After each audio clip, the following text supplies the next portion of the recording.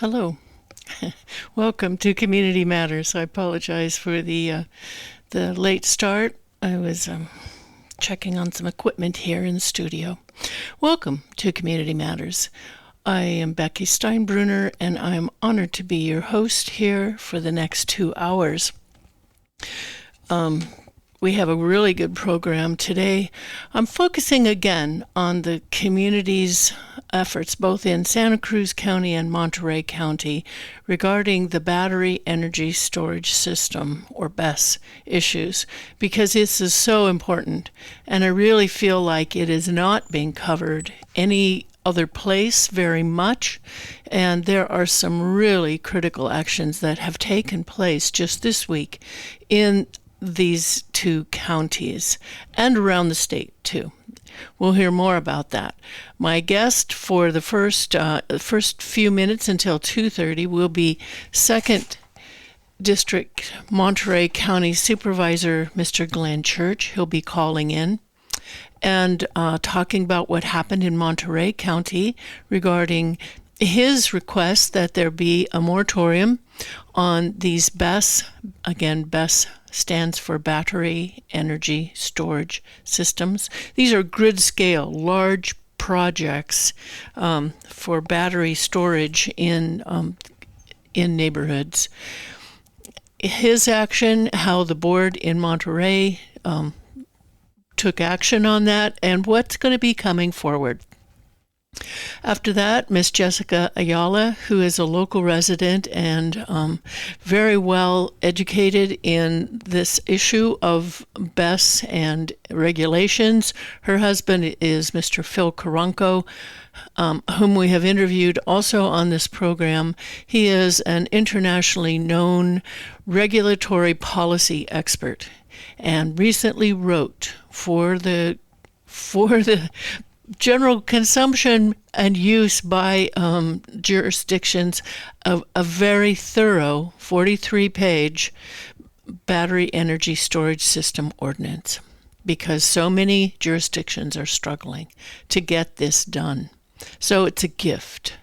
It's a gift. And Jessica will be talking with us about that. Philip is in the air and cannot participate directly, but we'll have him on again, maybe next week even. We'll see how his schedule is.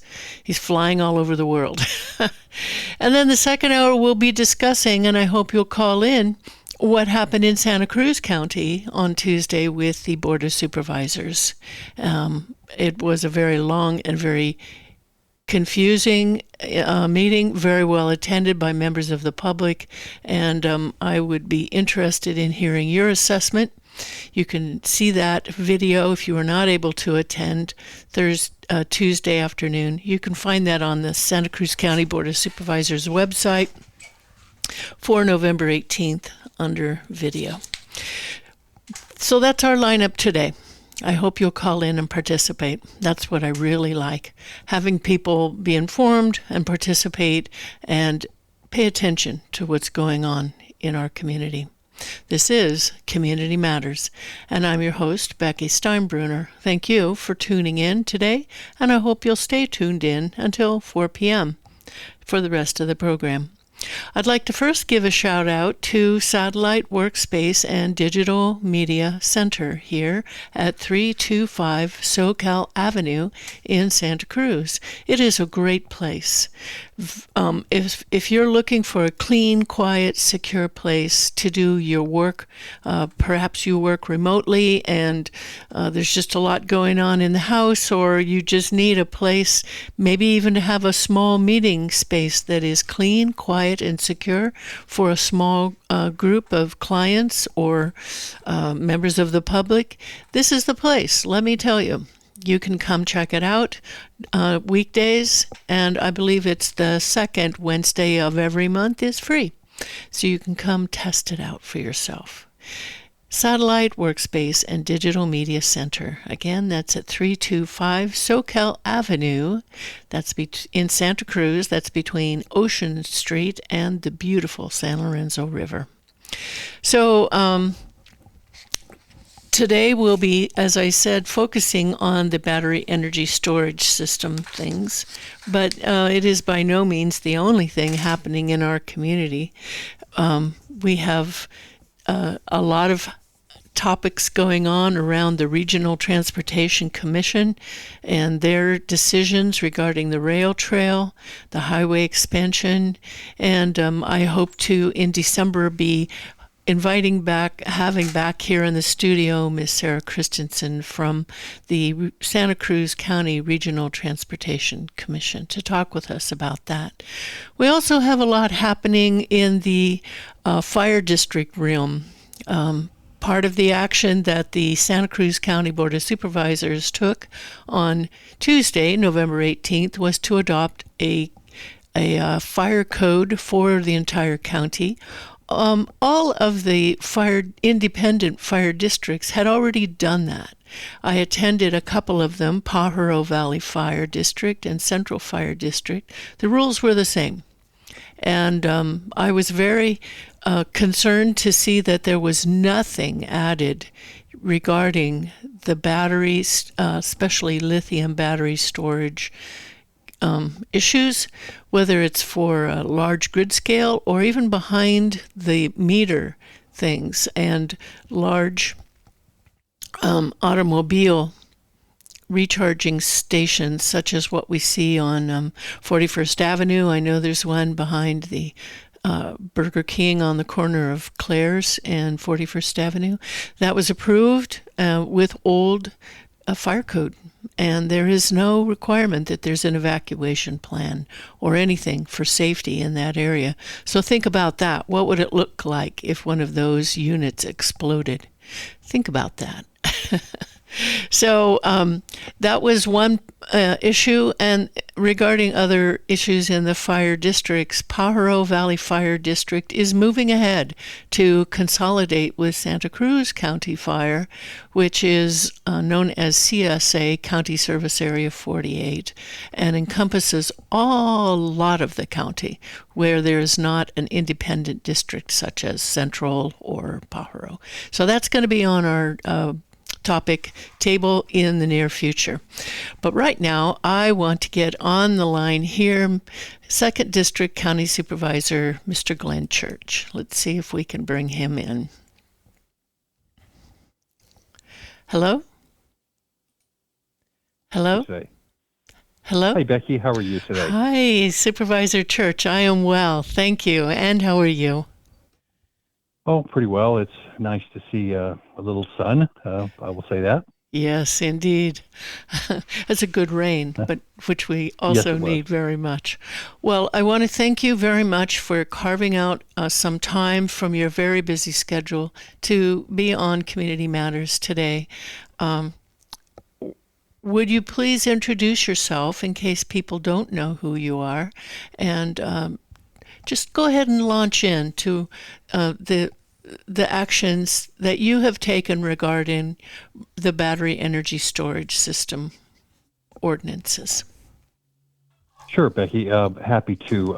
So I'm, Glenn Church. I'm the Monterey County Supervisor for District 2, which is roughly the area for North Monterey County and also includes a big portion of North Salinas.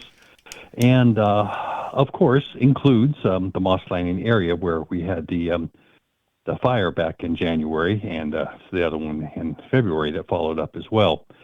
And as time has progressed over this, I knew from the beginning that there was going to be a need for the county to try to address this and what it could on its ordinances. But there was a lot of there's a lot of things that were developing, and we needed to really understand exactly what are going to be our specific needs. This is obviously a rather complicated issue, and it is an issue which I think folks need to understand that utilities and battery energy storage systems in themselves, also known as BESS facilities, are utilities, are primarily under the control of the state. There is some local jurisdictional control, but it is somewhat limited, and the state is the primary regulator over those. This is particularly so with these the battery energy storage systems, because back in 2022, I believe it was, there was a piece of legislation called AB 205 that passed that allows any company that wants to put in a facility of 200 megawatts or greater to just entirely bypass a local jurisdiction and go straight to the state. And once an application is completed, get an answer in about 270 days from the California Energy Commission. I'm really troubled by that, because I believe there needs to be some local control as much as possible. And so as things have been developing over the last number of months since the fire happened there, I've been taking notes of what I felt were special needs in Monterey County, the Moss Landing area, that would need to be addressed, and noticing what really was not in state legislation that was addressing those. So the county started a few months ago to develop a ordinance for these BESS facilities.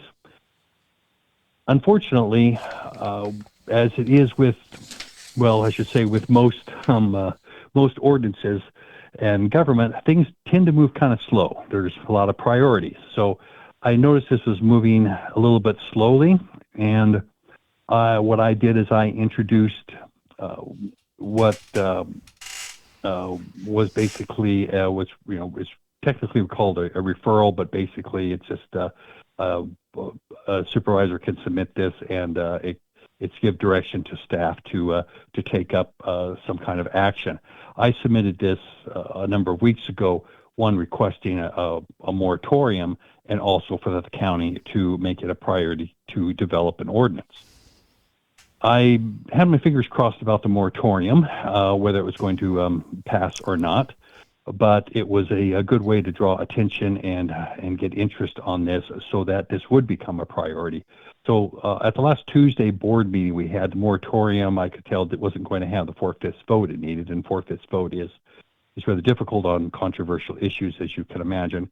But I was very, very happy to see all my colleagues on the Monterey County Board of Supervisors really stating that, yes, developing this ordinance is a priority, and we were able to give our direction to our staff to begin work on getting one put together within the next year, which is what my ultimate goal was in this whole step.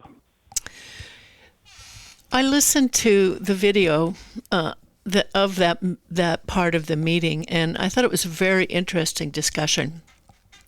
And I appreciated that you pointed to Santa Cruz County and said, we don't want to be developing our ordinance at the same time as we're considering permitting a project like that. I thought that was very, very good that you pointed that out, because Monterey County has a very large grid-scale BESS project. I'm kind of surprised they haven't filed for an application. That's the Clearway project at Moss Landing, 750 megawatt new energy. What do you think is going to happen? How quickly can Monterey County move? I heard that the issue was cost and staff time, but how quickly do you think Monterey County can move to put a BESS ordinance in place, and how would that affect this Clearway project that already has approvals of exclusivity with Central Coast Community Energy? Sure. Well, as far as I know, and I have actually, I could pretty well clearly state at this point that they have not made an application to go ahead with anything over in Moss Landing, and of course they could completely bypass us anyway and go to the state, as I've discussed under AB 205. But yeah. I think the fire incident that happened here is been something that's caused a pause. It obviously paused both Vistra and PG&E, who both have battery facilities in Moss Landing, from doing expansion at this time, and I think that's going to be in effect for some time here, because neither one of those facilities have started up either.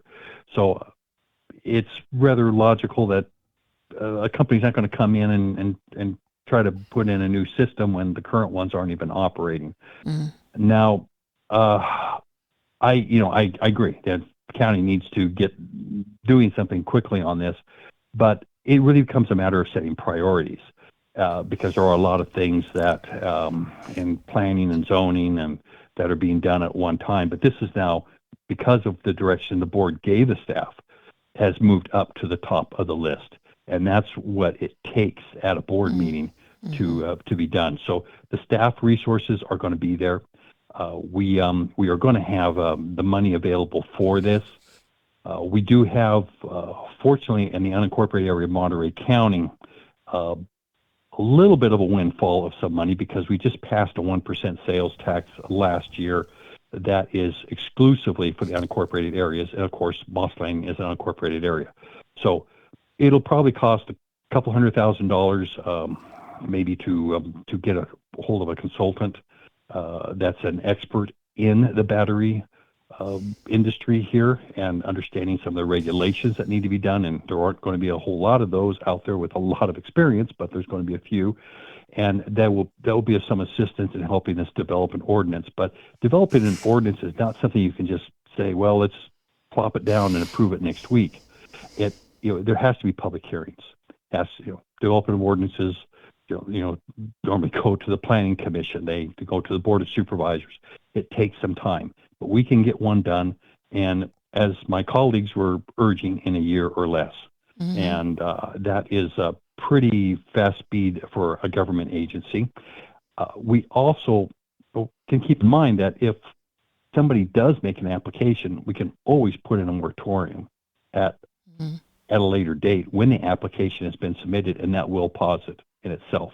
Mm-hmm. So I'm comfortable we're going to be able to get one in place here before we have an application, because as you point out, I do not want us to be doing this the way Santa Cruz County has done it, and which is developing up an ordinance at the same time that a permit is being discussed, because New Leaf Energy outside of Watsonville has made it clear that if an ordinance isn't put together locally, they're going to go to the state. Mm-hmm. And I know that the Board of Supervisors in Santa Cruz County was just looking at an ordinance this last Tuesday as well, and I think they've delayed it another 3 months, if I understood what I heard correctly. Well, so, you know what? Let me interrupt you there, because that's what I understood too, and a lot of people did. The very next day, the Santa Cruz County Public Information Officer published a release that it's coming back January 13th. That's what I said too. You telling me that. January 13th, the first meeting of the new year. It'll be back. So, yes. Well, I assume that they must have rethought it and felt that it needs to get in there a little quicker. I bet New Leaf told them to think that way. That's my opinion. Well, you mentioned something, Supervisor Church, that if a BESS application is received, the County of Monterey could always put on a moratorium. But how would that pause anything for that application, when the big argument that I heard among your colleagues was that by putting on a moratorium, it would actually drive an applicant to go the way of AB 205 to the California Energy Commission? So how would putting a moratorium on a little later not do that too? Well, that is correct, and that is the problem with a moratorium. Because of AB 205. Yeah. Of course, Solano and Orange counties have also passed a moratorium, and nobody challenged that at their locales. But as we're seeing with Greenleaf, whether you have a moratorium or not, they can go to the state and may go to the state if they don't like what they're seeing and the speed of an ordinance being developed. Yeah. So the moratorium is, and I will state, is rather toothless, but it is something that is a statement where a community can basically state, don't bring in a facility right now until we're ready for it. And those moratoriums have been respected around the state thus far. it is interesting, the arguments I was listening to, and you said you listened to the board recording onto it, as there was arguments being made by people that were saying, including some of my colleagues, but others also, that, well, this will drive them to the state. But then there was also the argument that, if we put up a moratorium, then we're not going to, there's not going to be any development going on with this, and it's going to cost jobs. So Yeah. as I pointed out, I said, well, those that are arguing against the moratorium are arguing on both sides Yes.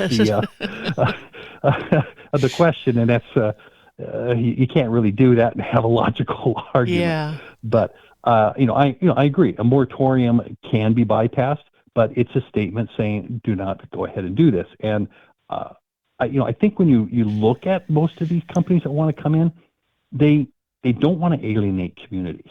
They're going to be there in a community, and they don't want to start off on a bad foot. So that's where public opinion has a big role into it, and I think that's one reason why New Leaf is not done it too, because they see that if they do that, well, they're going to antagonize a large part of the community by basically saying we really don't want to listen to you. Mm-hmm. Yeah, that's the message it certainly sends. But let me back up a little bit now in terms of how Monterey County is going to progress. Is it possible for Monterey County to follow the model of Solano County to convene experts that included their own hazardous materials, environmental, members of the public, and put something together? And there are a lot of models out there now, thanks to the state of California, that could be the template. What do you think? Yeah, correct. And I do think, there are a number of models out there that we can draw upon, and that will be a template, but it's only a template because we have specific needs here that I think have to be addressed. Within of all Monterey County, but just looking at the Moss Landing area, you got the slough there, you got the Monterey Bay there, you have a fishing community, you have residences, you have businesses.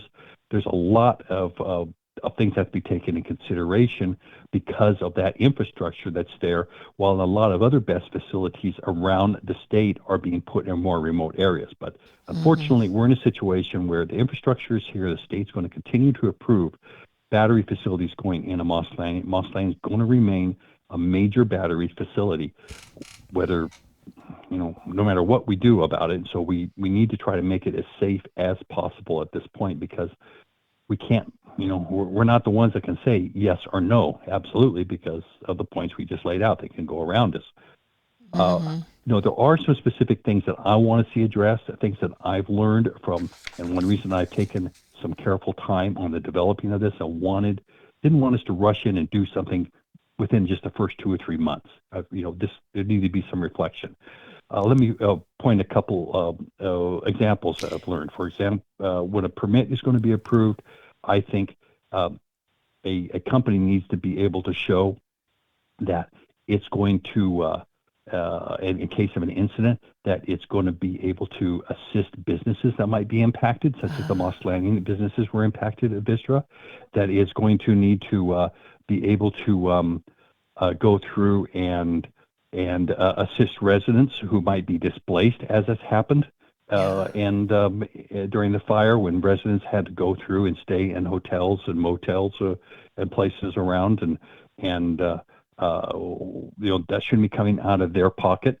I think that there are other things that need to be looked at in terms of a cleanup. As we know from the fire that happened here in Moss Landing, that it took until August for the EPA and Vistra to come to an understanding on how to clean this up.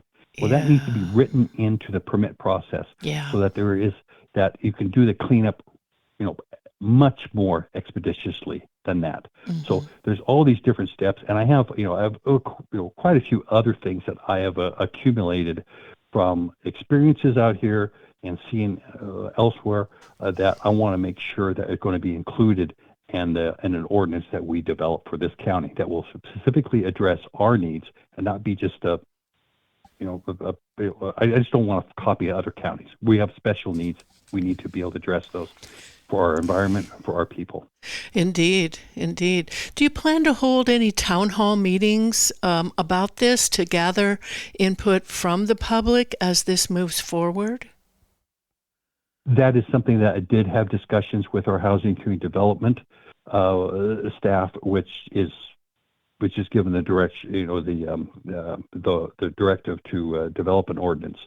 And yes, this is going to be something that's going to have to be down in the open and taking input, and we're going to welcome input from anybody around who has ideas that should be included into an ordinance, because the more people that can be involved and put an ordinance together, the better it is, because it needs a lot of brain power to make sure we're doing this the right way. Yeah, indeed. And one of the things that I like about the Solano BESS Ordinance is that it incentivizes using non-lithium technology. If that risk of the lithium technology is taken off the plate, the non-flammable technologies that do exist out there are supported and incentivized, that changes. That could be a game changer for a lot of things.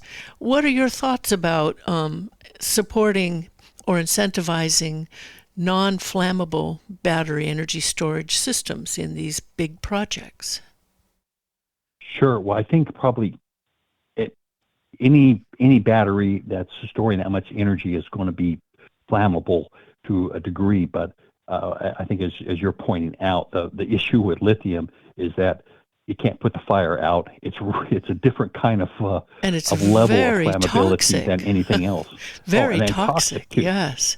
Yeah, very toxic, and also the mining is very destructive. Yes. As opposed to something such as a sodium ion battery, for example. Yeah. So and I think this is becoming more and more understood, and I think for what happened in Moss Landing and other places as really emphasizes that lithium batteries are toxic.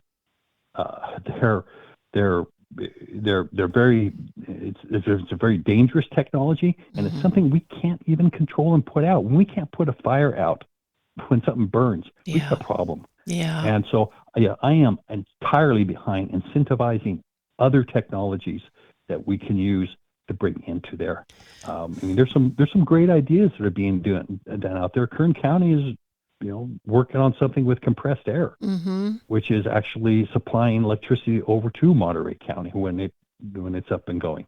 So there's a lot of different technologies out there, and we need to utilize every single one we can to avoid this kind of lithium concentration, and I agree with you. Thank you very much. I'm very happy to hear that. The California Energy Commission last November heard an excellent presentation from Dr. Corapella from Sandia Laboratories on the status of all of these different alternative non-lithium, non-flammable storage technologies. So I'll send you a link to that. It was very good, and it would be a great thing to have Dr. Corapella speak at one of the town hall meetings or to a board of supervisors, just to inform people. Yes, please do send me that link, and that is, I think, one of the best ways in being able to pull together one of these ordinances is, I think, as Solano County did this. I think in our previous conversation you mentioned the team of experts that they had to come into development of this ordinance, and that's what it's going to require. This is, you need input from your community on concerns and fears and suggestions that they have, what needs to be in there. But we're dealing with a highly technical field and a highly a field that is rapidly changing, and it's only been in the last few years that these batteries with this technology have really become widespread, and they're it's constantly changing right now. So it's evolving so rapidly the regulations can't keep up, so we need to have that technical expertise. How do people send you their thoughts and ideas to weigh in on this without having to wait for a meeting to come together? How do we contact you? I would recommend that they actually take part in any meeting coming together, because I'm not the one that's actually, that's drafting the language. I'm going to, make proposals and suggestions. The actual drafting is coming from our staff at the Housing and Community Development Office, and when those hearings come up out of that, but I would, always, welcome to listen and hear what people have to say that I can add to my list, and folks can, contact my office either through an email, which is district2 at, and I hope, I should pause here and get all my lettering. Correct here on my email. I don't write emails to myself too often. Yeah, but I know. I think you go to the Monterey County website. Yes. It might be the best way for me, so I'm not going to miss a letter or I know. a conglomeration of letters in here. So I would suggest going to the Monterey County website, look under for the Board of Supervisors, and you can find my phone number for my office and the email to contact me from inside there. Excellent. Thank you. Now, our next guest, and I know I've run you over your time you've saved for us. Our next guest is Jessica Ayala and Phillip Carranco. Phillip Carranco is an expert in our community, well, around the world. He is from this area, and he submitted the Carranco BESS Ordinance. Have you had a chance to look at that? Yes, I've set a copy of it yesterday, and I've had a chance to briefly look over it and having my staff take a look at it in more detail. Excellent. Well, they're going to be on as soon as I let them in this conversation. I just want to let you know that document has more coming that will address specific fire agencies' comments and safety. So I really want to thank you for all you're doing, and it was a great move to really elevate this issue of getting a BESS ordinance going for Monterey County. What else would you like to leave the visitors as I allow you to sign off here? And thank you so much for your time. Sure. And Becky, I want to really thank you for inviting me on here, but also just for keeping this issue before the people and for Monterey County and for Santa Cruz County and beyond that, because what's happening here is really setting a template, so to speak, for the rest of the state and perhaps even beyond, because this is such an important issue that's developing. But I just want to say I will try to keep people informed about, and when we're having these first hearings come up on the development of this ordinance, and we really want to get everybody as possible involved into it and give their input, so we can really have the very best and the thing that we need here locally, and something that will really address our specific concerns within our area. Excellent. Thank you very much. 2nd District County Supervisor Glenn Church from Monterey County. Thank you for joining us, and happy Thanksgiving to you and your family. Happy Thanksgiving to you and everyone else too. Thank you. Thank you. Thank you very much. Take care. Now let's see if we can bring on Jessica Ayala, and we will continue this conversation. Hello, Jessica, can you hear me? Hello? Oh. Hi, Becky, can you hear me? Oh, is Hello? that Phillip? That's Phillip, yeah. I don't know Hey. if Jessica's on a different line. Oh, well, I saw your name, but I had thought you were not available today. So what a great surprise. Oh, I would have. Oh, gosh. Well, thank you. Thank you very much for calling in. Phillip, why not a problem. don't you introduce yourself, please, for the listeners, and we'll go from there. Sure, not a problem, Becky. And again, I want to first thank Supervisor Glenn Church for being on and really talking to the community about what's going on in Monterey. It's really appreciative to hear what they plan on doing, because it is a concern for everybody. But to introduce myself, my name is Phillip Carranco. I'm a native of Santa Cruz County. I currently work in the field of regulatory compliance. I've been doing that for the past 30 years, helping large Fortune 500 companies rewrite regulations on making sure products are safe to be sold to the community and to be installed in different types of environments. So this here battery ordinance is really dear to my heart in the sense of because it's in my backyard. And it's really something that, it's happening. And it is true sometimes that, you hear about it, but when it's in your backyard, it really starts, taking a toll and understanding where you can contribute as an individual and understanding regulations and the field that I'm in. Basically, I took it upon myself to kind of, been in the forefront to really help out and try to provide information to the community, to supervisors, so that we were able to have something in place that is beneficial for all parties and really, takes a look at, what's needed. So again, but I do want to appreciate Supervisor Church for being online and being on the call. It's really great that he came out. I know they had a meeting Tuesday, so it was really good. Thank you. Yes, they did. He was discussing, he had proposed, or referral is how it's called, but proposed a moratorium on grid-scale battery energy storage projects in Monterey County. And the board chose not to do that because they were confident that if they did, it would force the hand of any project applicants to go straight to the state, even though that hasn't really panned out in other counties that did instill an urgency ordinance moratorium.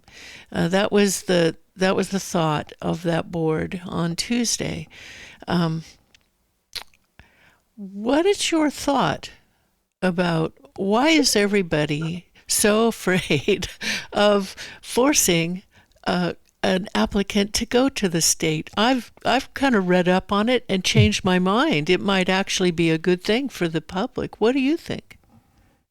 Oh, it's a double-edged sword, I would say. One is like, again, most people always inherent they want to have less government involvement. So that's, I think, more of what we have to stay away from, that type of taking a look at what's going on and really understand what that ordinance is or what that process is that puts in place. Because technically, yes, there was anything being developed in any community, any county, there is a process that's always been in place where you have to go to the local county and submit your application for a permit. We do that for everything we do. As we've seen is that with this process, it just took a long time because it's something brand new in respect to these large monster facilities that are going in place in these communities that they don't know what needs to be done. So that's when the government basically got approached and said, can you guys help us out? Do you want this energy storage thing to happen by 2030 to make sure we have more clean energy in California, which is great. But in order for us to do that, we need to put up these facilities so that we can collect clean energy, move it in, move it out. So the AB 203 basically allowed these companies to have an option. Again, it's not the primary option. That's what people have to understand. It's not the primary option. They have to first approach the local government for an application. And if they get stalled because of ordinance are not in place or just taking too long, that's when they have that opt-in process. Now, the opt-in process, which is the opt-in streamline process, that basically provides an outline. The CEC then takes control of, they're the project manager, so to speak. If you really take a look at it, the CEC becomes the project manager. They get the application from the applicant. They review it to make sure that everything's in place.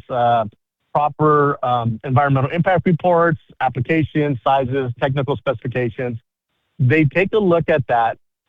They review it amongst them within their organization to determine if it meets all their parameters. Once it meets all the parameters of the CEC, that's when they start this, as Supervisor Church said earlier, the 270-day timetable when the application is supposed to be completed by all parties in place. Now, you have specific tiers at certain timeframes that have to be involved. You have different organizations, depending on the permit that's looking at being applied or the area that it's going to go into of who's, reviewing it. The Native Americans have to take a look to make sure it doesn't impact, I believe, spiritual grounds for them. if it's near the coastal commission, and then of course local government. And then within those time frame, everyone has a specific time. So it's a serial approach. So it is basically, like I said, it is basically a really well orchestrated flow that comes start to finish, and everyone has a specific amount of time and is told what they need to do. So once it gets to local government, they have, I believe, 30 days, and they have to have, of course, public meetings to provide the information, give them the assessment, provide their comments back. Now, when we say provide their comments back, is basically the local government, whoever it's the Santa Cruz County or Monterey County or whoever it is, provides their ordinances they have in place to address these type of facilities or building codes or whatever, as well as their fire ordinances and other applications that they have that is pertaining to their local area. They submit all that as well to the CEC as their comments to the application. And of course, and then the CEC, I believe, gets it into another package, and then they put everything together and provide it out to the final day. So there is still local government oversight, but it's just that they're not running the program. They're not the program managers. That has now been put into the hands of the CEC. And they're the ones that at the end issue the permit. So the one drawback that I see within that process is when it comes to the local government. What ordinance do we have in place? Because at the time of the application, that's the ordinance that is to be used. So, which means if our local governments change the ordinances 6 months later, they cannot hold that applicant and to those new requirements. It's only for the new applicants because that was in place. It's like you have to follow the rules that you have in place when you do the application. So that is why it's really key to have your ordinances in place and ready to go so that you don't miss the opportunity to really make sure your community is protected. But again, I do like the fact that it has that process of exactly what you have to do and what needs to be done. Now again, I think what it really does is it forces different organizations to really say, hey, you only have 30 days. And within that 30 days, if you don't provide us any comments or anything, then we're just going to take whatever we have there from you and say everything's good. So it puts you into that little issue, and you know more than I do on how local politics work across the different counties. 30 days isn't really a lot of time to get something so significant in place and talk about it, hold public hearings, try to get information back. So, I mean, when that happens, you probably have to drop everything that you're doing within your community and focus 30 days on that, that issue or that application to make sure that you're covered. So, I mean, that's, I think, where that benefits more the manufacturers rather than the local community, because you're not able to really put a lot of things in place if you don't have your own ordinance in place. And that's why it's critical to have your own local ordinance in place for those type of issues and continue working. Now, that's one thing that I think we have to understand here. These ordinances that are being placed for these battery facilities have to be a living document where they're constantly they should be reviewed and updated constantly because regulations change, sizes change, different type of areas within your community change or zonings and things like that. So it's a document that maybe when you thought it was really great and in place, and then you have a facility put in place, and as you're going through the audit mechanism that you have in there, you might see some little gaps. Well, that's when you're going to update the ordinance for the next one that comes in place, or when there's changes being done by this facility, because that's also you want to make sure that changes that are being done have to go through get reevaluated. Just like anything, when you're making a change to your home, you have to make sure you're still okay within the permits or the code you're in there. So it's just you have to just have things in place, and I think that's the hardest thing. And again, it is true. Ordinances are not easy to write. They do take some dedicated time to do it, and you do need to have experts in line to ask questions and make sure things are covered, and then ask the community, even just like what affects you, what would you think is a concern, and you'll see people who will come out I mean, in Santa Cruz, there was a stormwater runoff was a concern. We have to take a look at what our environment is. We have earthquakes that's shaking. So you had comments about in the Monterey meeting of boats don't like, transporting e-vehicles any longer. Well, that's because they move. So when the batteries move, it's like anything else, it can break. If that breaks, thermal runaway happens. We already know what happens when thermal runaway is there. Something catches on fire.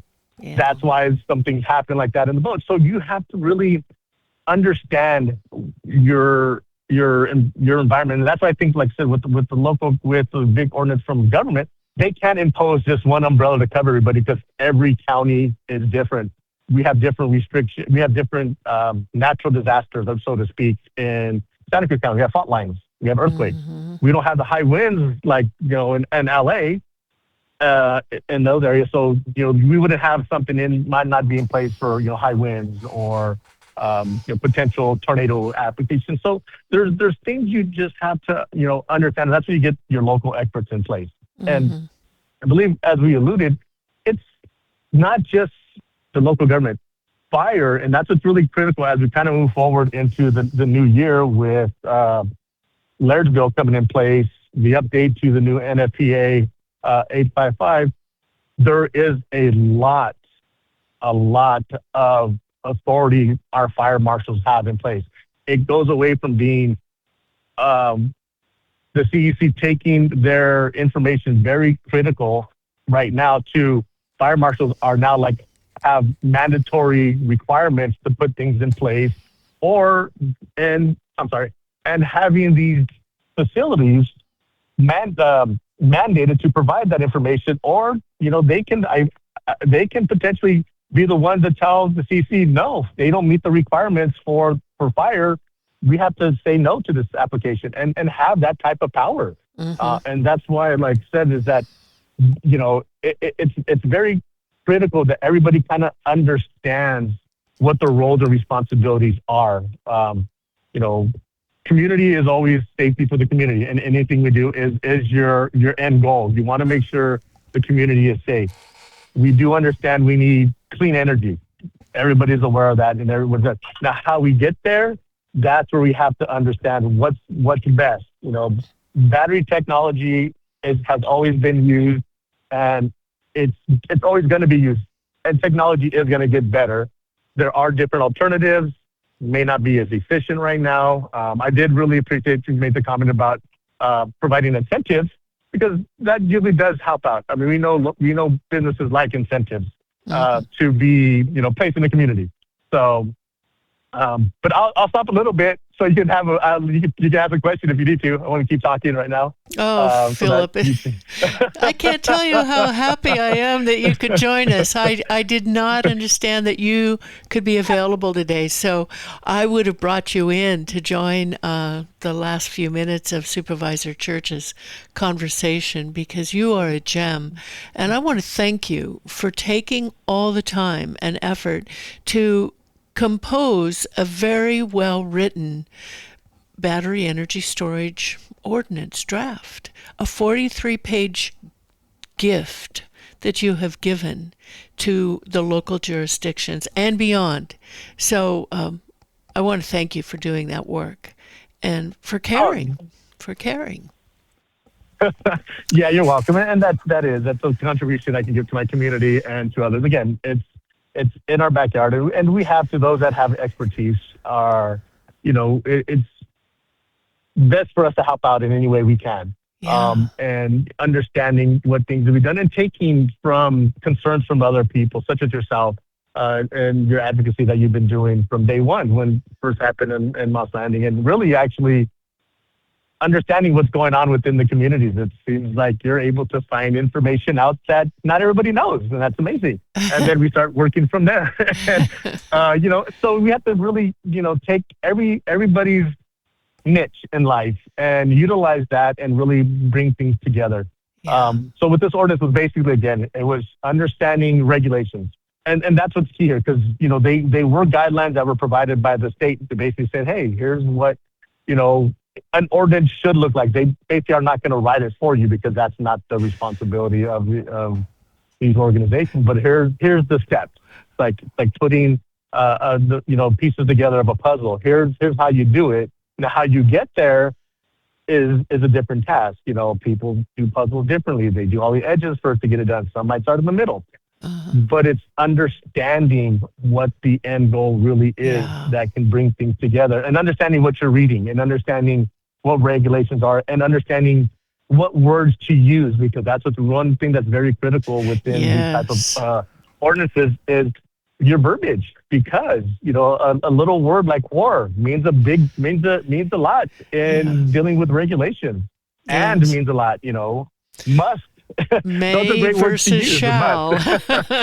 Yeah, exactly. May means it's amazing. It's good. I should do that. It'd be good for me, but I really don't have to if it's not beneficial to me. Yeah, those are words you have to really be careful, because those are words that can make a difference in the regulations and stuff, because it gives you options. And sometimes options are good. Don't get me wrong, options are good, but it has to be very well thought out. Like, you have to really think out the root cause. Like, if I put in that word "must" in there, does that cause a concern where might make it more difficult for someone to do? Or if I use the word "may," did I think out what can be the playing devil's advocate in the sense of what is the worst case that can happen if I use that word, and what's the best case I can have? So you have to really take a look at different things and trying to understand, what things were where to place words and how to do it, and really, how to ensure that, the community is safe. I mean, it's just not, putting just words on a piece of paper and saying, "Here, go do it." It has to be thought out. You have to understand where things are at, and what is it that, is beneficial. Because again, these facilities go in place, and I know people have asked before, what's the benefit to the community? They come back, then they might state what they'll come back with. They'll provide information on that. And then you have to take a look at, I know you have brought up at many times in meetings, and it's come up, what are some of the expenses to our city? I mean, we have unincorporated areas that are right next to incorporated areas. We already know we have resource issues with, our local first responders. Yes. So when things happen, how does that, it gets taken away? Because we are a community in Santa Cruz County and Monterey County. We help each other. So if there's an issue in the county and city, resources can be used, such as fire, ambulance, they go and help, because that's what the community does for each other. We help out each other. Yeah. But then that also puts a strain on that. Now you have to rearrange things out, because now you have a gap in your ability to protect your community. Right. That's kind of the thing you have to take a look at as well, of when these things come in, what is the strain on our community? What is it that they would, if something happens, and the fire is the one thing that can, and we know it does happen with these type of facilities, what then does it take to be there to make sure the community's safe? As well as the Phillip, facility. I need to interrupt you. Can Can you hold on for the sure. second hour? Thank you. Yeah, sure. Because we are off the air, but we are still recording on the USB that I use here to record my program and post. A lot of people listen to it, the recording, versus listening to it live now. So if you can stay on for the second hour, that would be great. What is your time? I got about a good half hour. Oh, that would be beautiful. Okay. Then let's go ahead and continue. We have another caller on the line. I'm going to wait to bring her on after the break. It's Karell Reader. She was sitting next to Jessica at the November 10th community meeting. I don't know if you were able to hear. Well, you were there in audio. You chimed in on that. So I'm going to bring Karel in the second hour, but we've got about 5 minutes to go ahead and I don't know. What I'd like to use this space that listeners who listen to the audio recording would hear is how you developed the Carranco BESS Ordinance. How did you Sure. pull that together? What did you use as your model? Yeah, absolutely. Are you recording right now to talk? I just want to It's make sure we're not recording, going back yes. It online or continues. It continues to record, but it's not being Okay. heard for anybody that's listening right now. That's my understanding. Understood. Sure, no problem. So, when I came up with the ordinance, there was a guidance that is brought out by the state. There is the BESS Ordinance guidelines that provided you an outline, basically like a flow chart of what should be in the ordinances in place, what type of information, what to think about, what are some of the concerns that I believe that they've seen throughout the time that these have been developed. And again, it sounds like they've been around in the facilities. And again, for things like this that happened, I mean, they've been around now, I think, for I want to say like 5 years or so, 6 years. Is this the Go I Biz was not model? aware. Is this the What's that? state's Go Biz model that has just been Yes, it is. developed? Yes. Okay. Yeah. Thank It's like you. I think that's a 43-page or 48-page document as well. That kind of provides a really, really nice information regarding. And again, I think they put that together from the information they have gathered throughout the time that these documents have been in place. So there, went through that, read it again. You just have to understand what you're reading and what is the intent of this guidelines. And again, guidelines are there for you to go off of, to have a understanding of what needs to be done. But they're not. And it basically stated specifically that do not use these words to make your own. These are just for references. They're just kind of points to kind of get you started. Like if you're in you have a block and you don't know where to start, that's what it does for you. It allows you to kind of start in different areas, how the permitting process works. Gave you a really nice timeline of how things are in place regarding when the permit process goes through, what are the steps, kind of what other things also are in the same timeline. So it really kind of gives a really nice visual of what's going on. So kind of use that as a template and as a reference to creating the Carranco ordinance. Because again, it highlights some of the known issues that were out there and some of the things that have been, in place regarding the new SB 285 standard coming out by the lead standard 283. Sorry, 283 and the new NFPA 855. It also provided information in there, kind of how, what are some of the minimum requirements that are in place so that you can never go below those minimum requirements.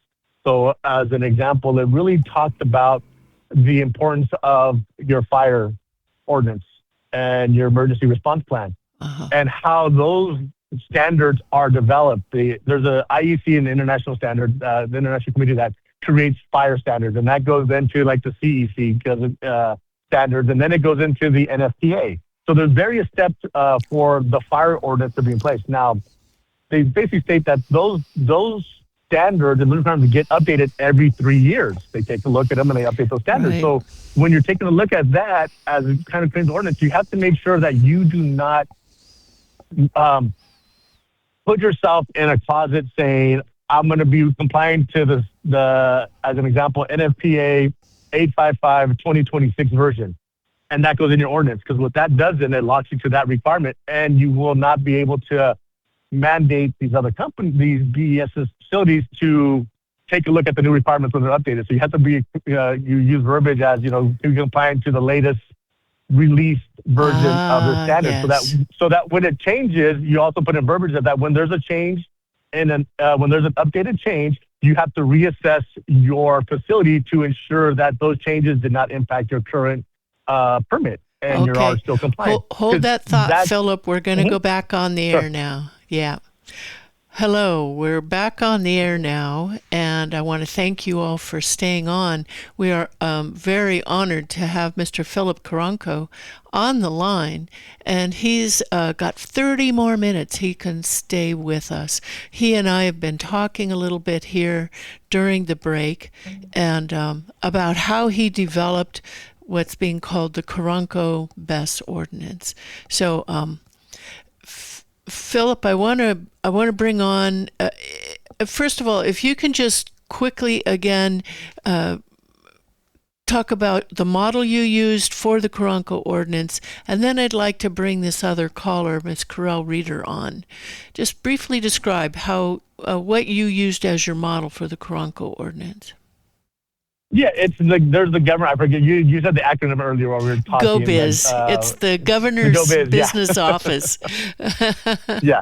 The GoBiz has a guidance template that I use as a reference to create the Carranco ordinance, which again people should go out there, read it, and actually provide it to their local ordinances as well to see their local government to kind of as a guideline. So use those that fundamental as a template. And again, it is a template. Yeah. Which is provided and has a lot of really great information in there on content and what is expected, and it is really the cornerstone of what was needed for the document that I created and providing more information. And again, utilizing my expertise in regulations, understanding what needs to be placed in them, and how to ensure that the ordinance that are put in place today will protect us in the future. Because again, regulations will change all the time. They're constantly changing, and we need to make sure that facilities that were built today are still compliant in 5 years when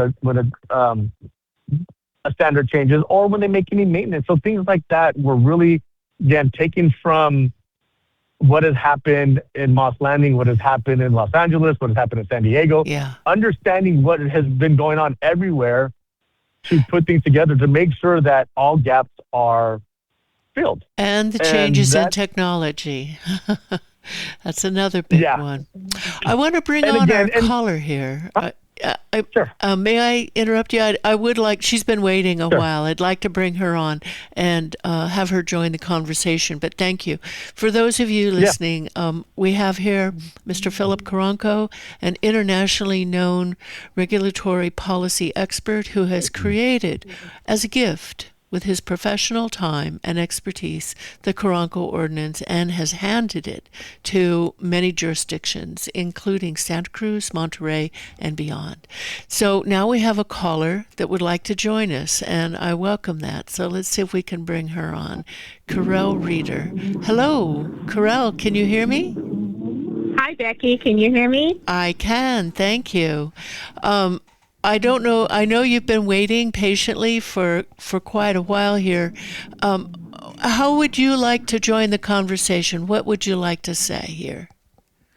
Well, I have some questions for Phillip, and thank you so much, Phillip. I got to read through the pretty much the entire version of the ordinance that you're presenting, and I have to say we owe you a great debt because it is epic. And well done and well thought out, and I was infinitely impressed. So I just want to thank you for all that.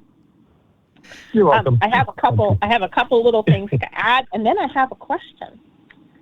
So Becky knows all this, and I don't know if everybody in the public knows it, but hopefully at some point we will have an adequate, well thought out ordinance in the county that will protect our environment and all of our residents.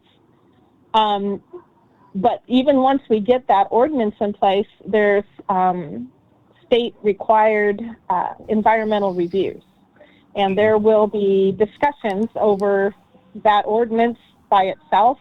And then theoretically, from what I've heard, there will be specific CEQAs, which are environmental reviews, and EIRs for individual projects.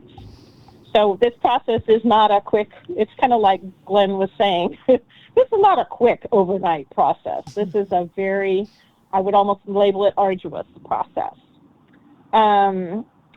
This ordinance, and I know, Phillip, you've read what they had as a draft. This ordinance doesn't only cover requirements for how this project should be developed and put together.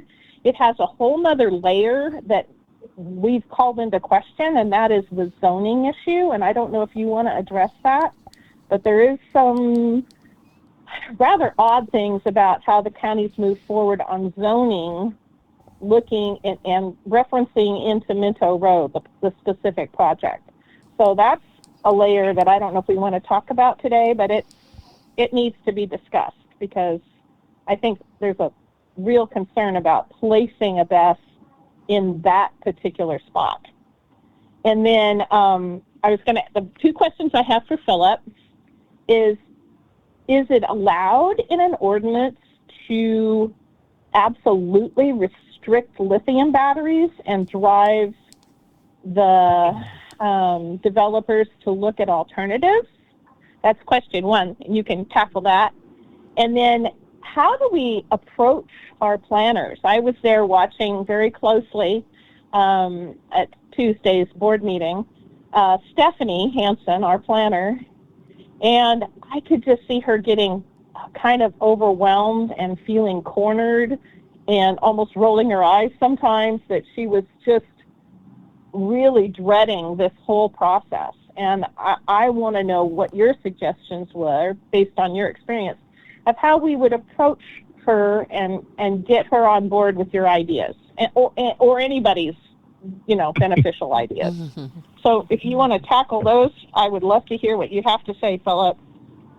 No, sure. Those are actually great. And the first one is talking about the zoning. I've been asking that question quite a bit as well, because within that ordinance, it comes out, I believe, with a discretionary permit, which basically requires you to provide information of why you would want to change the original zoning of that area. And again, this area is agriculture, so I would like to also know exactly what are the steps needed to deem a ground no longer viable for agricultural needs, because that's kind of what you have to do. You have to, for a discretionary permit, it states that you have to provide reports or evidence to show that it is no longer viable agricultural land, so we shouldn't be deeming it agriculture, as an example, so that then they can be able to potentially rezone it to meet the needs of that land if it's dead ground, so to speak.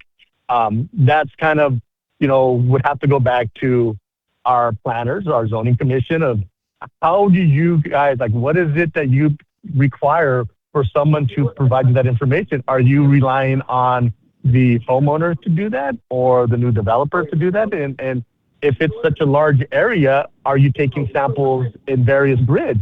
Yeah. I mean, that's kind of things we could probably take a look at and add things like that into, because those are what you want to do. You want to be, provide the data, and that's kind of where these things come in place. A lot of things are data driven. People want to see that you did everything to come to that conclusion. You just didn't took one little piece of paper, said it's no longer a piece of paper because I got a little sliver, and we're done. No, you took the time and said, no matter, I did all this work, I put all this thing together, and the final conclusion is it is a little piece of paper and it can't be used.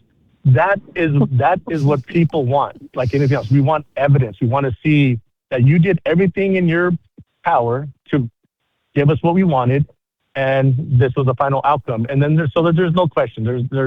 There's no concern. Transparency is very key. I mean, that's just the way things are. So I do understand that. And that's kind of, I was wondering on that as well, because that's why it's kind of in there, like the discretionary. You got to really understand what's going on. So that's kind of goes back to our zoning. We have to talk with them to see, hey, what is it that you guys did to want to change this zoning? Because as people that have homeowners, they have to do a lot of stuff to try to get things changed within their zones for their facilities or their homes. So it has to do in that aspect as well. Now, going from there, talking about the other question regarding, can you put something in an ordinance saying lithium battery or any technology like that is, mandatory? No. That goes to more of a state level or a country level aspect, because other countries do things such as that, where they basically state by a certain time you are no longer allowed to ship in these type of chemicals in their country on electronics.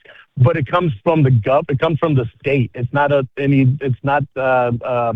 town within that state. So if there's a ruling like that, it'll come from the Australian government to say, as an example, you can no longer have lead-based components on any of your products that are designed, and you have to show that.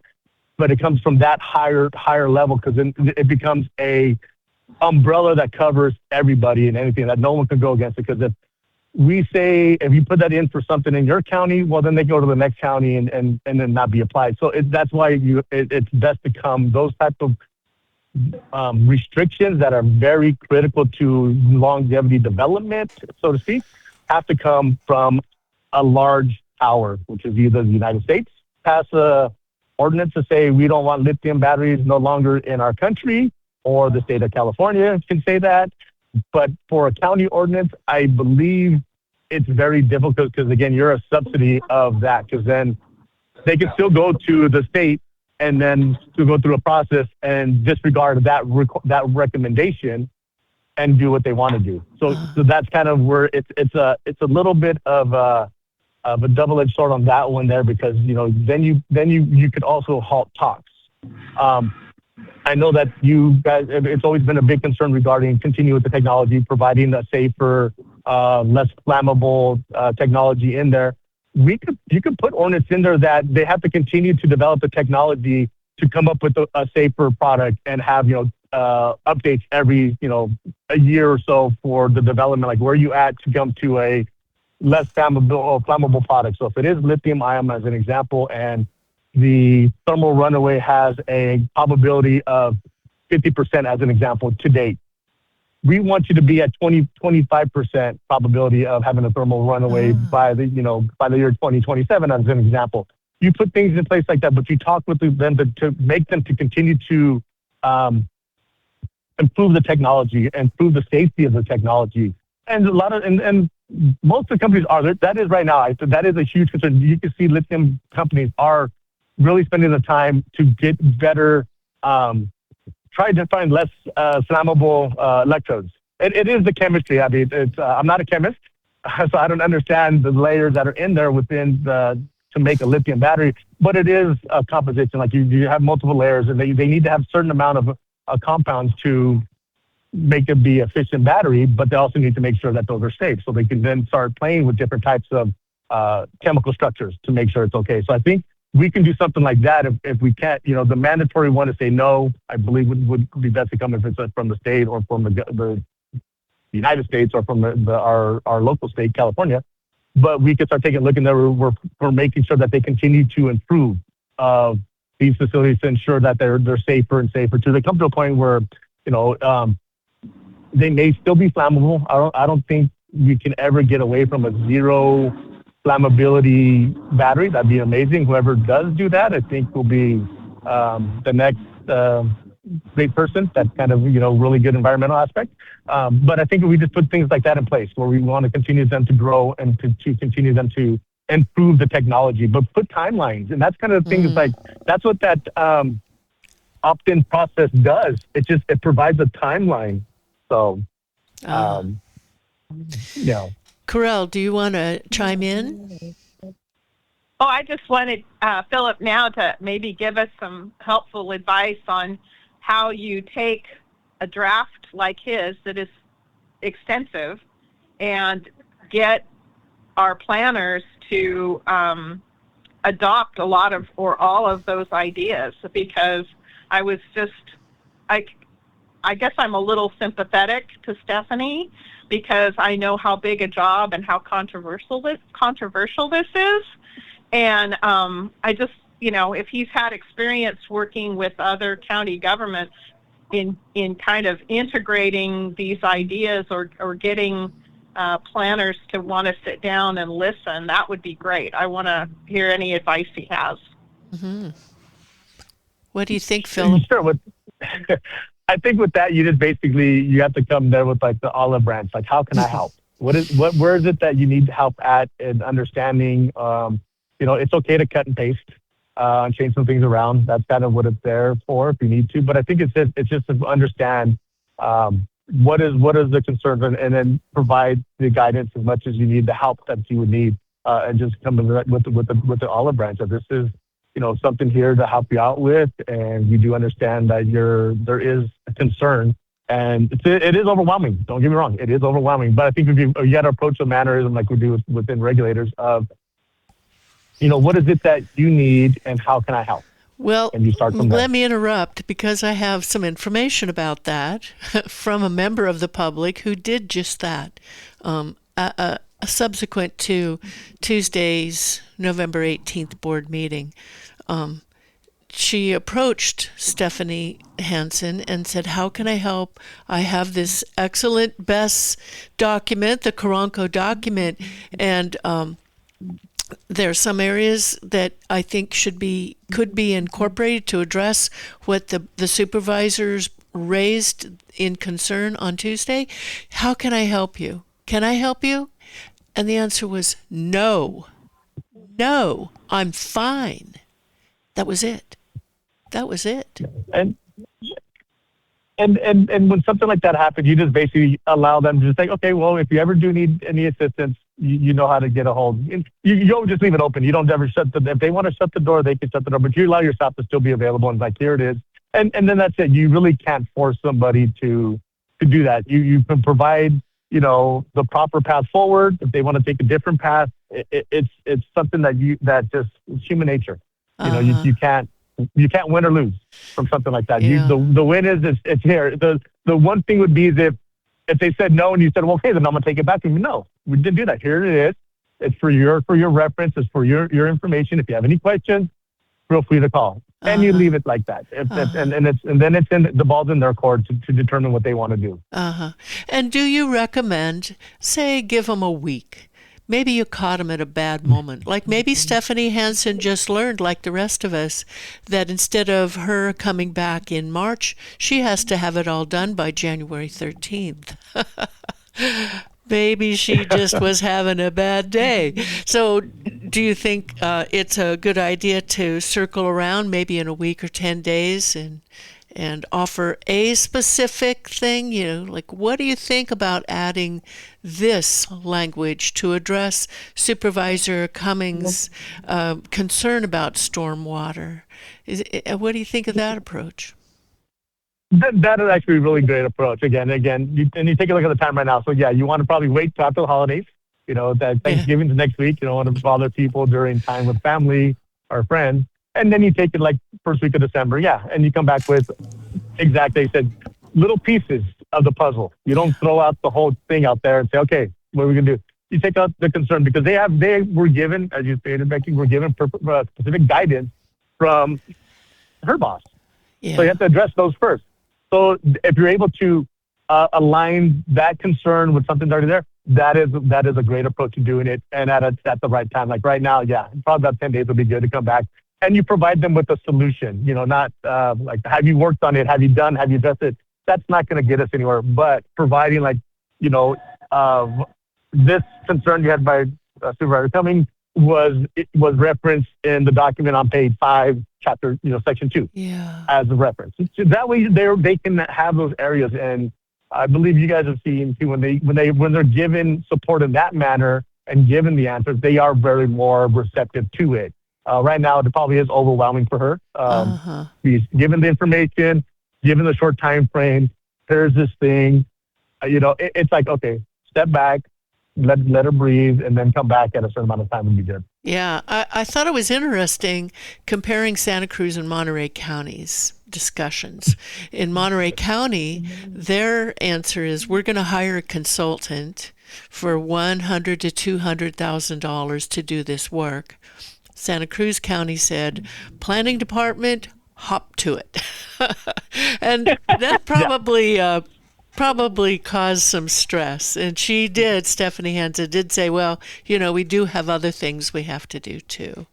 So, Karel, do you want to weigh in on this? You had some very interesting discussion with John Swift, the consultant for New Leaf, if you want to talk about that. And Philip, I know you've only got 5 minutes that you can share. No, I can actually, Becky, I can keep going a little longer. So thank you. Okay.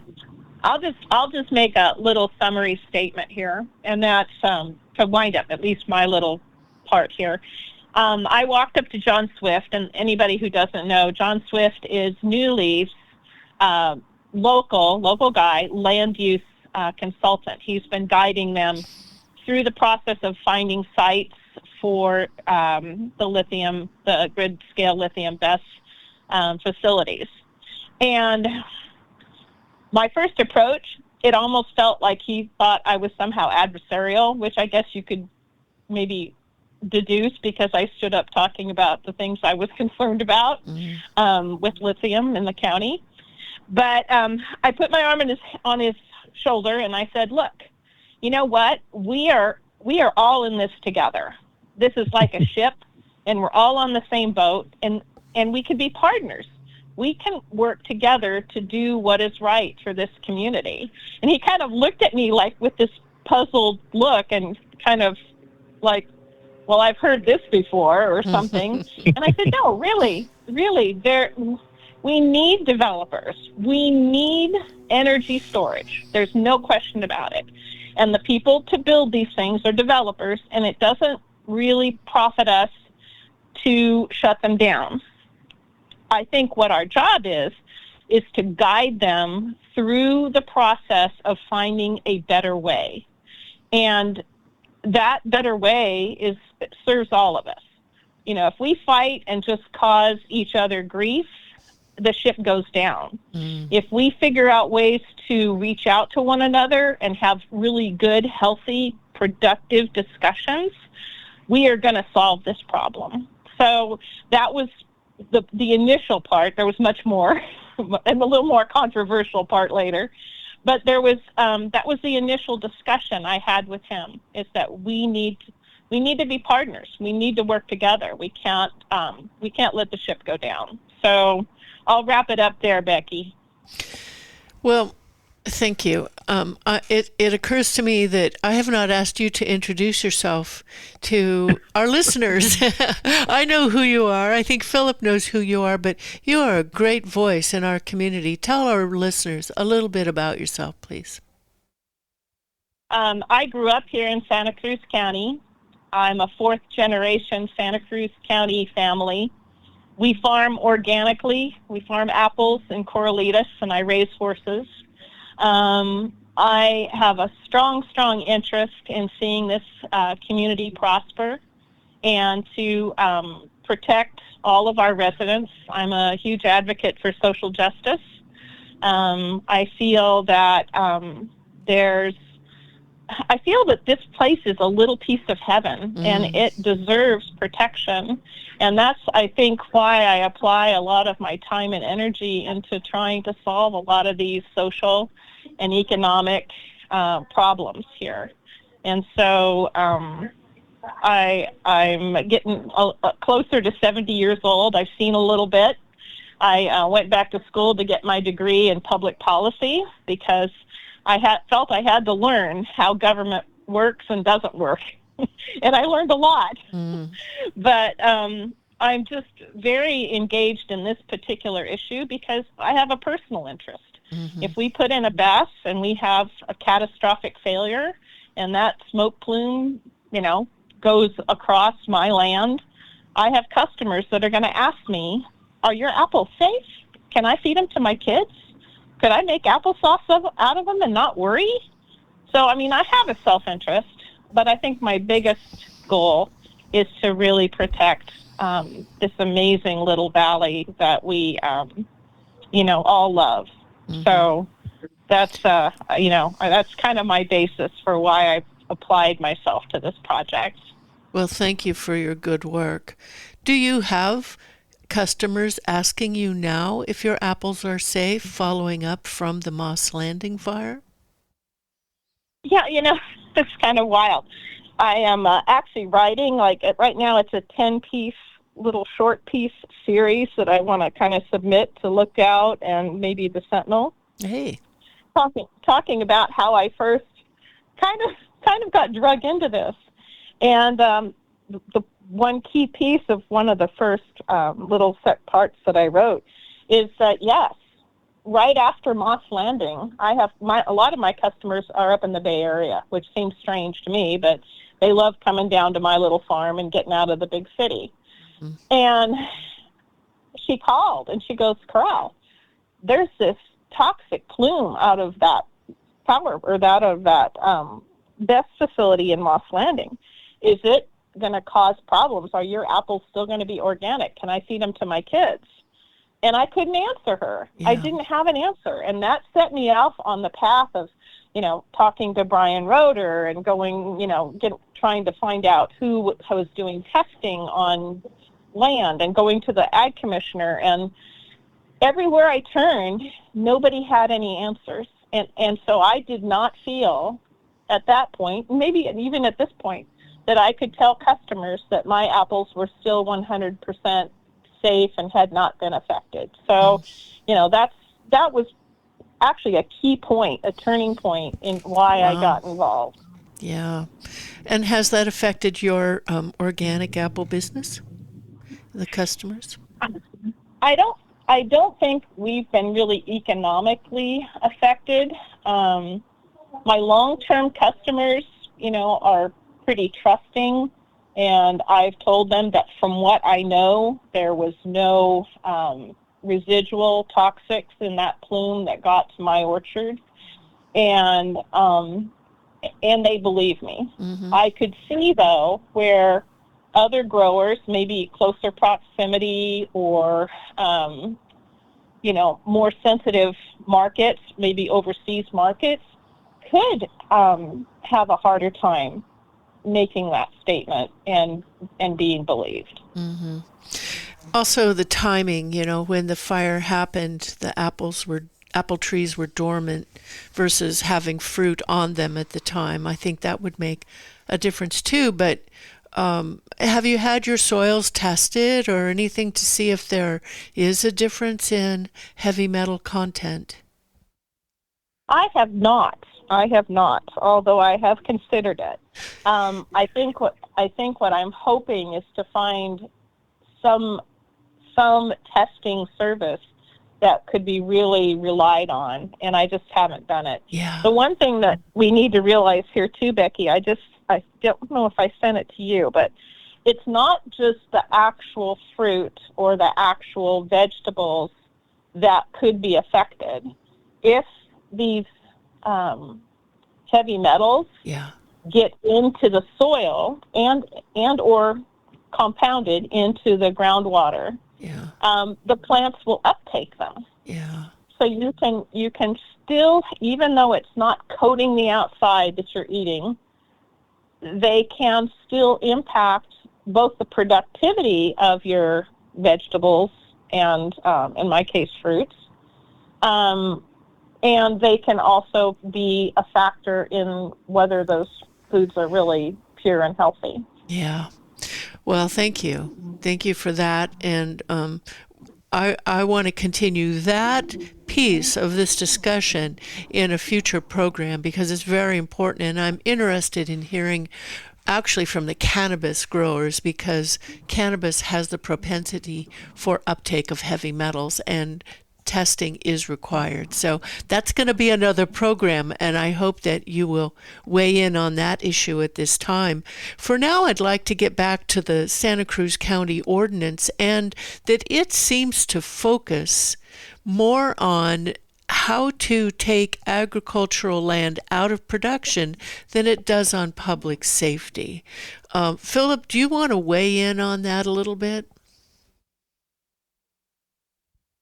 I think with that question there, I think, like I said, it's just understanding like the end goal. What is the intent to do that? Why are we looking at changing the zoning? Yes, I understand that. Yeah. It does bring in jobs. I get that. That does bring in some revenue to our community in the form of jobs. For a short amount of time on most of it, because again, it's once the facility's built, a lot of the jobs from the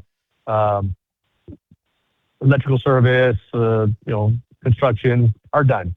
So it comes down to, like, why would they want to constitute that? And again, you push it back on the planning. Like, what is it that they really want to do with it? I mean, why are we, we're an agriculture community. Yeah. Now, again, if it's deemed that it's viable, not viable, or who knows, then that's something different. But, it just can't be, we're just going to rezone it because we want to bring in this facility. You have to provide the information. There are rules and regulations pertaining to those types of changes, because it was deemed that to begin with. I'm pretty sure other developments, because that has happened in other communities. If you take a look back, in our development within Santa Cruz County, Monterey County, ag land is developed for residential purposes, for homes, for the benefit of the community. There's certain things that can be done if you're having to deal with housing. You might have to take a plot of land that was previously used for agriculture to make it for housing. That's a benefit to the community. Here it's like, okay, who is the real beneficiary of this? So it's New Leaf. That's who's the beneficiary. It's kind of that, yeah. But with that one there, I think this is kind of more of like, that would be kind of like on the planning, and kind of like, that's something that I am not an expert in, permitting on those aspects of how zoning does. So that's something, again, I'd like to learn more about it. That's something I would love to talk with them about it, to understand, thought process, and, what is it they have in place already to do that. Well, what I want to know is how and who decided that a parcel of agricultural land next to a substation, next to a dense, affordable housing and working class neighborhood was the best place to put this. How and who decided that? And I have filed Public Records Act requests, and none of the materials are available. It sat on the desk of former Supervisor Bruce McPherson, who, by the way, submitted an article supporting the county's BESS ordinance in the Sentinel. He wrote that. And he showed up in person on Tuesday at the Board of Supervisors meeting and complained that he only got 2 minutes like everybody else. But it sat on his desk, and I was told that when he left office, all of those records were no longer available. So we still don't know on paper, but I'm sure that someone knows.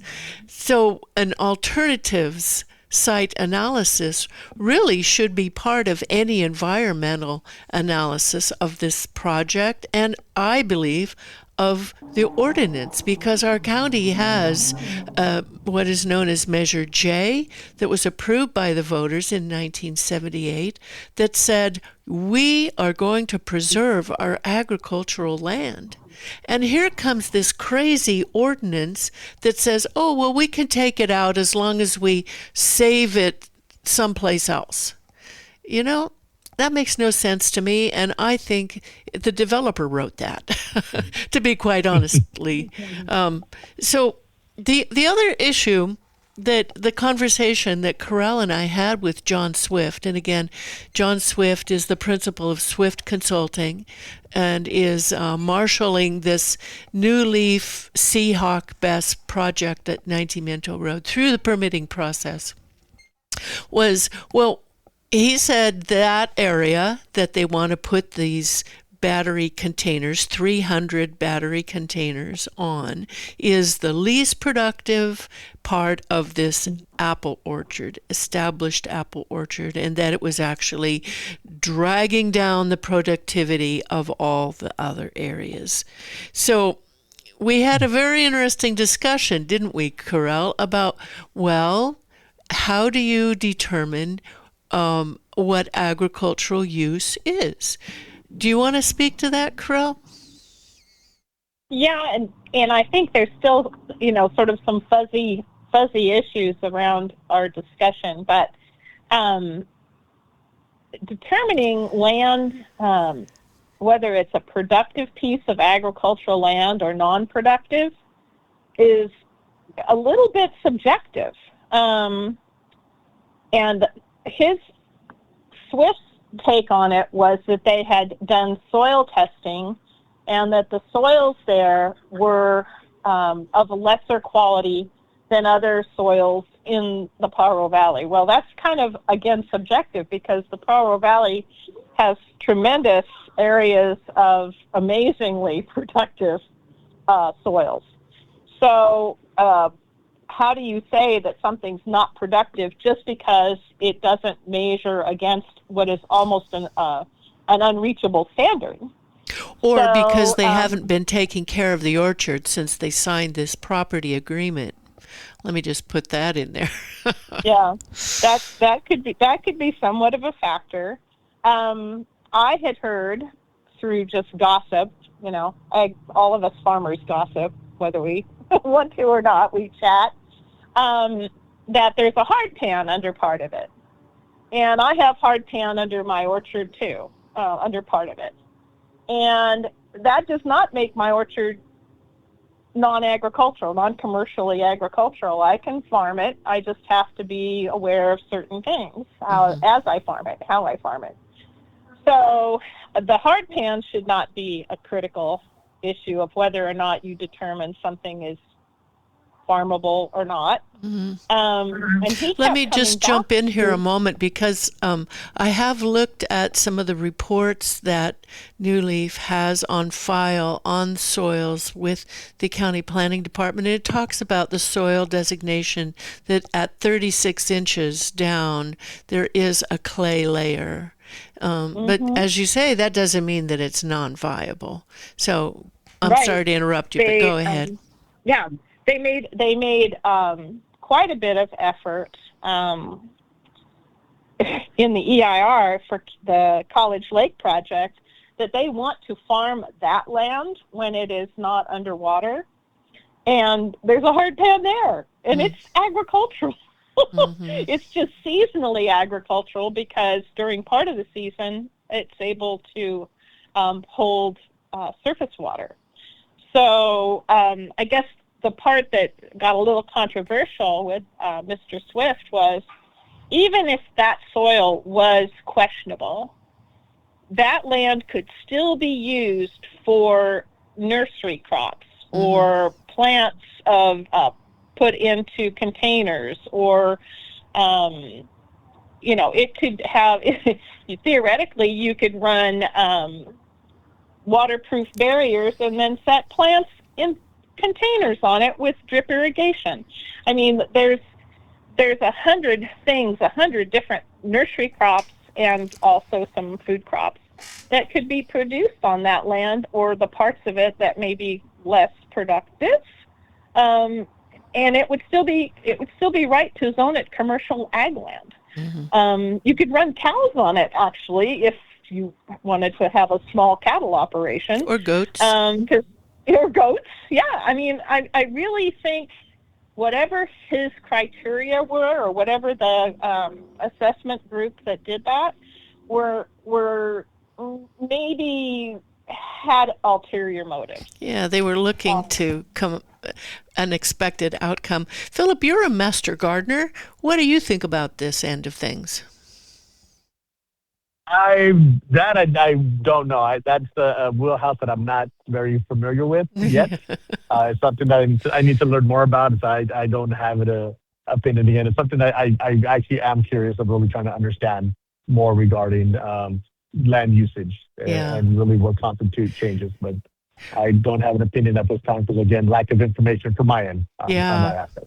Well, the piece that bothered me about the Santa Cruz Draft BESS Ordinance is that it really had a lot of language about how to take agricultural land out of production and the process to do that, but actually very little about, say, plume modeling of toxic things, audits.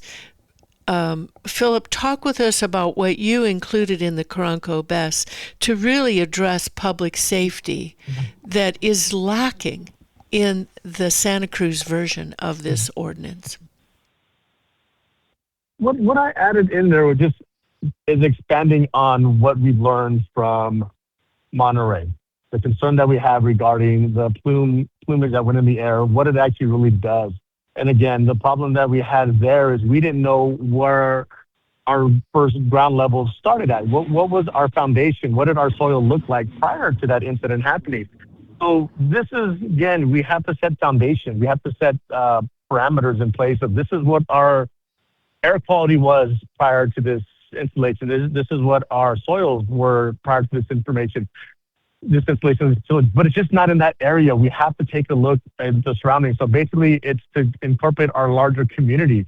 We do need to understand how wind blows in our area by putting up wind meters. Where does it normally go? Does it like in this certain time frames? I mean, we have information. We have so much technology out there to get this information to say, okay, during these time frames, we have a more northeasterly wind that travels. So if something happens to that, where will that go?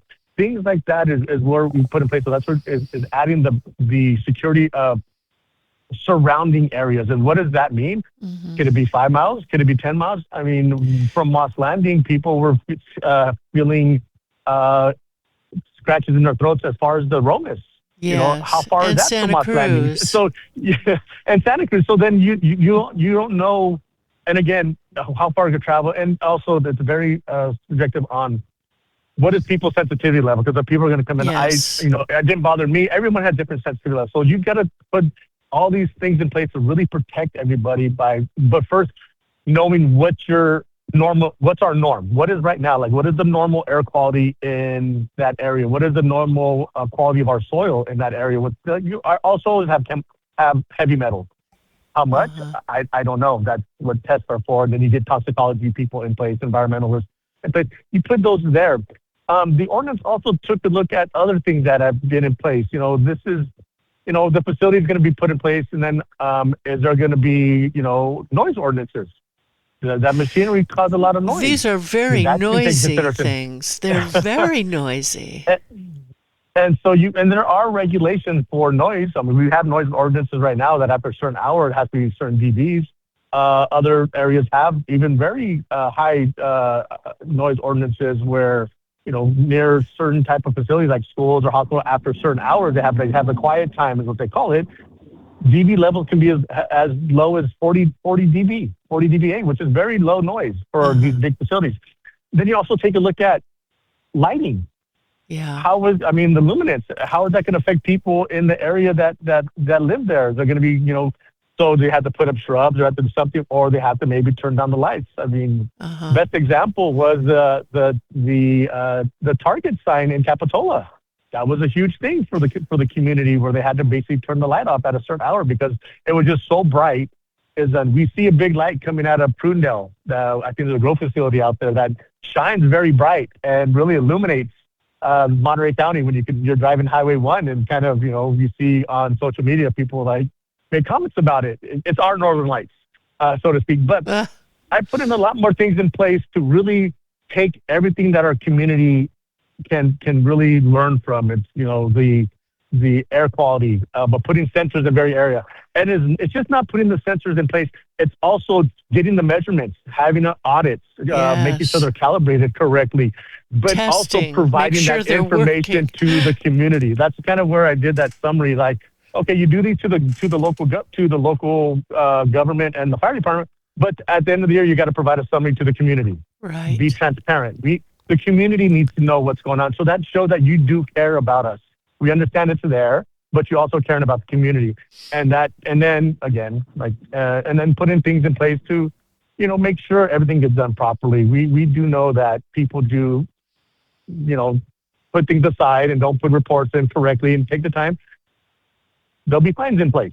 Yes. No one likes the fine. So, and yeah, so you do that. So those are, again, to provide that the community, really needs to be protected. We do know it's here, but provide us the information, put these sensors in place, provide the right training for our first responders. It's just not. And who's going to provide the training? Who would provide the training? So far, there's only been one tabletop exercise with the fire responders from Pajaro Valley Fire District that would be the first in on a fire there. Who does the trainings? And that right there is what's in the regulations of the NFPA 855. It does call out things, what training is supposed to be done and by who. It does state that, the owner and operator is supposed to provide training. I went a little further to say, because again, as in the field of dealing with these type of things and regulations, they also need to understand the chemical composition. They need to actually go to the manufacturer facility and understand how are these batteries built and ask them questions about the chemistry behind it. And if something happens, what can they do? Because when you're looking at what's done there, they're going to tell you, this is how you shut it down. This is how you close the door. Here's our emergency response plan for something that happens. But they need to understand the chemistry of that thing. So you got to go a little bit further. They got to be experts in that realm as well. And that also will help out with, other aspects. Because again, they're going to deal with that. And one other thing that I did put in place, which was missing, was, as stated earlier, the seismic. And you had said this is on a fault, I believe, right? It's on a but John fault. Swift said to the supervisors, "There's no trace of the San Andreas Vergeles fault. There's no trace." Which consultant did he hire to get that? but we still shake when there's earthquakes. May not be right there as the epicenter of the threat. We still shake when there's earthquakes in our surrounding areas. That is something that needs to be put in place. We have to put earthquake straps on our water heaters. Yeah. I mean, that's a government, and these are large, and they know that when they shake and they do things like that, and something breaks, that's a catastrophic failure, and that can cause problems. So we have to put everything in place for within that are pertaining to our community. It's also is that considered a flood zone, a floodplain? So if it is, you have to make sure it's above the ground. Water causes problems. So there's the stormwater was the issue. The stormwater was the issue raised. Correct. Yeah. So, there's always, things, but again, people will try to be, it hasn't happened in 10 years or 20 years. We don't know. We can't predict the future. We have to plan for the future. And that's worst. We have to plan for the worst case scenario. Correct. Yeah. Yeah. And then it's like another one of the bigger things that we took a look at, and I think look at is, because again, you look at technology right now, AI is a big thing. Yes. AI requires a lot of water. These facilities are going to require water as well. Where is that water going? Where is that water coming from? How does it go back into our water? It shouldn't go back into the city water. It should be contained there, processed there. Because that would be, an expense that would be put onto our infrastructure of dealing with water. So you start putting these things in place. You have to think, outside the box of, these come in, but that the stormwater, you don't want it to go into the Cali Lake there. You don't want it to get into our area. It has to go into something that's contained on the facility.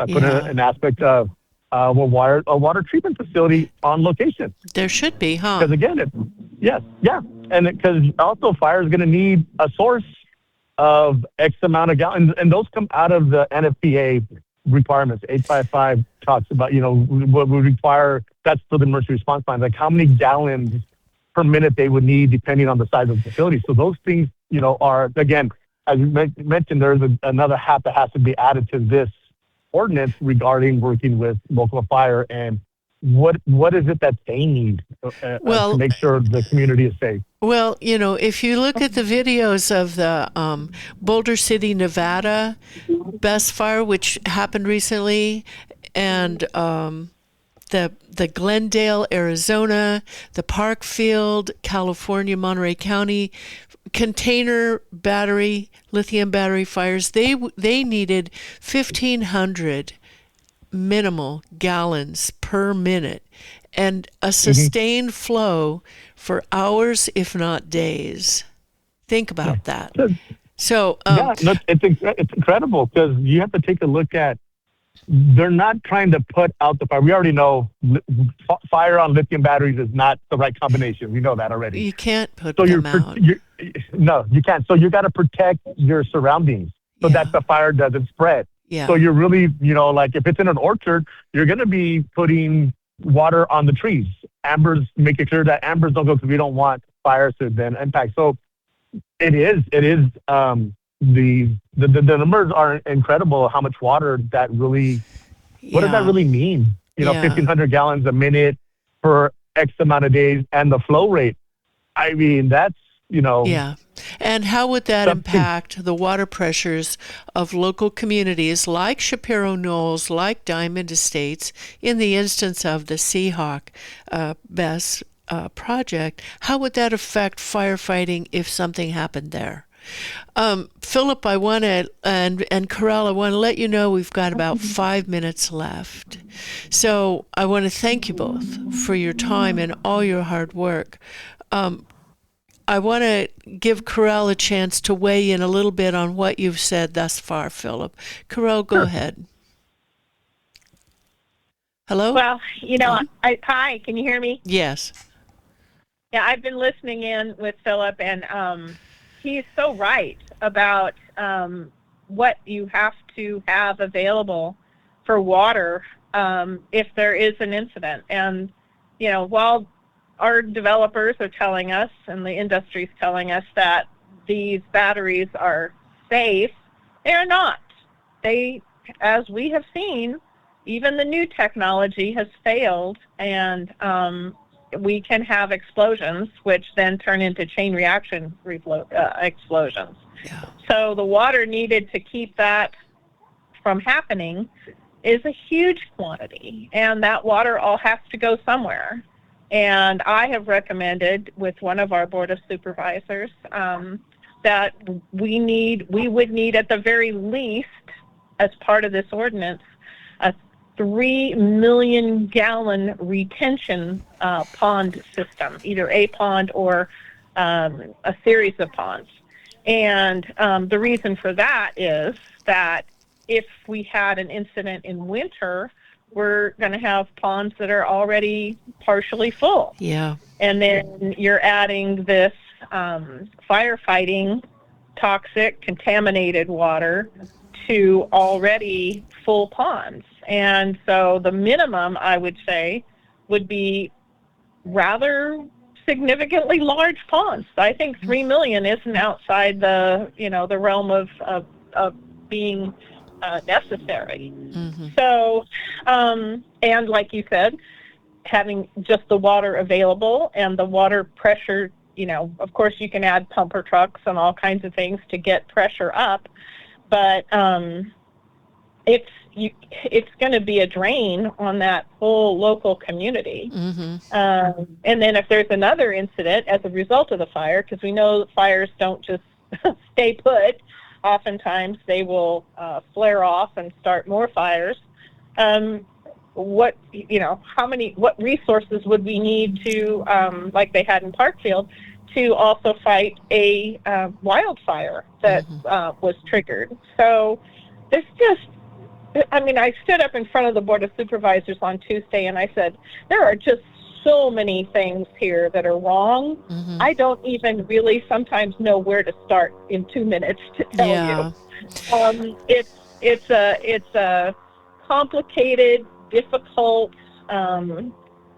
It's highly necessary. I don't question that for climate change. I wrote my master's paper on climate change.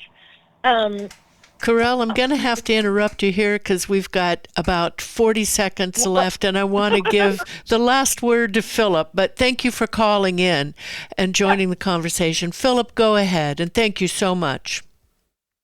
No, I just want to say thank you again, Becky, for bringing this up and keeping this in front of everybody. And thank you, Karel, for your conversation. And again, the Supervisor Church for being on. And, it's just going to be something we got to keep in the forefront. And thank you for the advocacy that you've been doing, Becky. Really appreciate it.